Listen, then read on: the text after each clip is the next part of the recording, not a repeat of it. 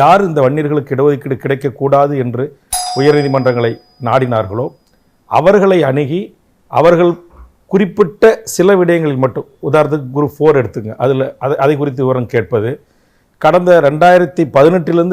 2022 வரையில் வன்னியர்கள் எத்தனை பேர் பணிக்கு சேர்ந்திருக்கிறார்கள் என்ற ஒட்டுமொத்த 5 ஆண்டு கணக்கை அதை ஒன்றாக்கி அதில் அவர்கள் 10% மேல் இருக்கிறார்கள் என்று சொல்வதும், அதுபோன்று எம்பிசி என்கிற இடஒதுக்கீட்டில்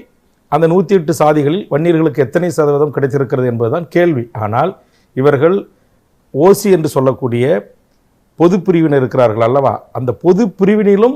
அவர்கள் சொந்த முயற்சியில் படித்து தங்கள் சொந்த திறமையால் பொது பிரிவில் போட்டியிட்டு வெற்றி பெற்று உள்ளே செல்கின்ற வன்னியர்கள் கணக்கையும் இந்த 5 ஆண்டு காலத்தில் எடுத்து அதையும் இதையும் சேர்த்து வன்னியர்கள் 11% இருக்கிறார்கள், 17% இருக்கிறார்கள், 13% இருக்கிறார்கள், 19.7% இருக்கிறார்கள் என்று உண்மைக்கு மாறான ஒரு செய்தியை